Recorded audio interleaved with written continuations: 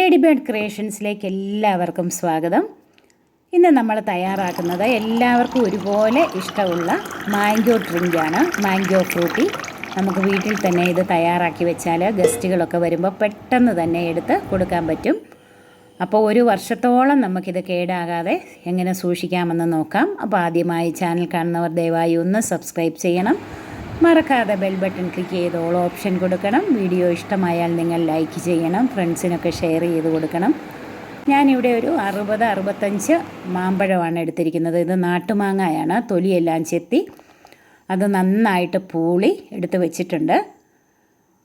ഒട്ടും തൊലിയില്ലാതെ തന്നെ ചെത്തിയെടുക്കണം. ഇനി ഇത് മിക്സിയുടെ വലിയ ബൗളിലിട്ട് 1 മിനിറ്റ് നേരം നന്നായി അരച്ചെടുത്ത് വലിയ ഒരു നോൺ സ്റ്റിക്ക് ചെരുവത്തിലേക്ക് നമുക്ക് ഒഴിച്ചു കൊടുക്കാം.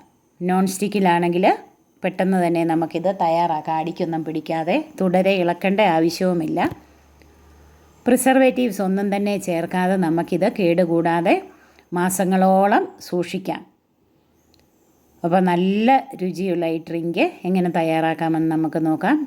പൾപ്പെല്ലാം നന്നായി എടുത്ത് നമുക്കിനി ഫ്ലെയിം ഓൺ ചെയ്ത് നന്നായിട്ടൊന്ന് തിളയ്ക്കണം. ഈ പൾപ്പ് നന്നായിട്ട് തിളച്ച് കഴിയുമ്പോഴത്തേക്ക് നമുക്കിതിലേക്ക് 1.5 കിലോ പഞ്ചസാര ചേർത്ത് കൊടുക്കാം. ഇത്രയും അളവ് ജ്യൂസിനാണ് നമ്മൾ 1.5 കിലോ പഞ്ചസാര ചേർക്കുന്നത്.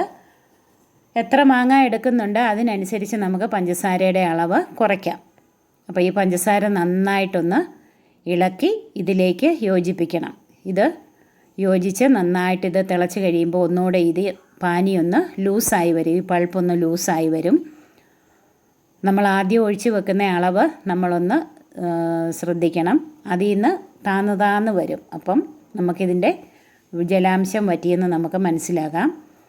ഇനി ഇതിലേക്ക് നമ്മളൊരു 2 വലിയ നാരങ്ങ പിഴിഞ്ഞ് എടുത്ത് വയ്ക്കണം. പാനി നന്നായിട്ട് തിളച്ച് ഒരുവിധം വറ്റാൻ തുടങ്ങുമ്പോഴത്തേക്ക് നമ്മൾ ഈ നാരങ്ങ നീര് നമുക്ക് അരിച്ച് ഇതിലേക്ക് ചേർത്ത് കൊടുക്കണം. നാരങ്ങാ നീരും കൂടെ ചേർത്ത് നമുക്കിത് തുടരെ ഇളക്കണം.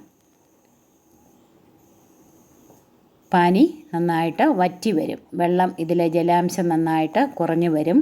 ഒരുപാട് മുറുകിപ്പോകാതെ സൂക്ഷിക്കണം. നോൺ സ്റ്റിക്ക് പാൻ ആയതുകൊണ്ട് ഇടയ്ക്കിടയ്ക്കൊന്ന് ഇളക്കി കൊടുത്താൽ മതി. ഇത് പതഞ്ഞ് പൊങ്ങിയൊന്നും വരത്തില്ല. അപ്പോൾ ഇതിൻ്റെ അളവ് നമ്മളൊന്ന് മാർക്ക് ചെയ്തിട്ട് ഇത് കുറഞ്ഞ് വരുന്നതൊന്ന് നോട്ട് ചെയ്താൽ മതി. നന്നായിട്ട് നമുക്ക് ഇളക്കി കൊടുക്കാം. കണ്ടോ, ഇപ്പോൾ ഇത് ഇത്രയും വറ്റിയിട്ടുണ്ട്. നമ്മൾ ആദ്യം ഒഴിച്ചതിൽ നിന്ന് ഇത്രയും അളവ് കുറഞ്ഞിട്ടുണ്ട്. ഇത് ഒഴിച്ച് വെക്കാനുള്ള കുപ്പിയൊക്കെ നമ്മൾ ബോട്ടിലുകളൊക്കെ നന്നായിട്ട് കഴുകി ഉണക്കി വെക്കണം. ഇങ്ങനെ നമ്മൾ എടുത്ത് നോക്കുമ്പോൾ ഒരു ഒട്ടൽ പരുവമാകുമ്പോഴത്തേക്ക്, ഒരു നൂൽ പരുവമാകണ്ട, എന്നാലും ഒരുവിധം ഒട്ടൽ പരുവമാകുമ്പോഴത്തേക്ക് നമുക്കിത് വാങ്ങി വയ്ക്കാം. കുറച്ച് സമയം കൂടെ ഒന്ന് ഇളക്കി കൊടുക്കണം. നന്നായിട്ടിത് ചൂടാറണം. കട്ടയൊന്നുമില്ലാതെ നല്ല കുറുകിയ പരുവത്തിൽ തന്നെ കിട്ടിയിട്ടുണ്ട്. ഒന്നുകൂടെ ഒന്ന് ഇളക്കി കൊടുത്ത് നന്നായിട്ടിത് ചൂടാറുന്നതിനായിട്ട് മാറ്റി വയ്ക്കണം. ഞാനിപ്പോൾ ഇത് തലേ ദിവസം ഉണ്ടാക്കി രാത്രി മുഴുവൻ ഇരുന്നത് നന്നായിട്ട് തണുത്ത് വന്നിട്ടുണ്ട്. ഒരു സ്റ്റീൽ ചെരുവത്തിലേക്ക് ഞാനിത് മാറ്റി വെച്ചിരുന്നു. അപ്പോൾ ഇത്രയും പൾപ്പ് കിട്ടിയിട്ടുണ്ട്. ഇനി നമുക്ക് നന്നായിട്ട് തണുത്ത് കഴിയുമ്പോൾ ഇതുപോലെ പ്ലാസ്റ്റിക് കണ്ടെയ്നറിലോ ഗ്ലാസ് ബോട്ടിലുകളിലോ ഒക്കെ ആയിട്ട് പല ബോട്ടിലുകളിലാക്കി ഇങ്ങനെ സൂക്ഷിച്ച് വെക്കാം. ഇത് നമുക്ക് ഫ്രിഡ്ജിൽ സൂക്ഷിക്കാം. അപ്പോൾ നിങ്ങളിതൊന്ന് ട്രൈ ചെയ്ത് നോക്കണം. നിങ്ങളുടെ വിലയേറിയ കമൻസ് അറിയിക്കണം. ഇനിയും പുതുരുചികളുമായി നമുക്ക് വീണ്ടും കാണാം.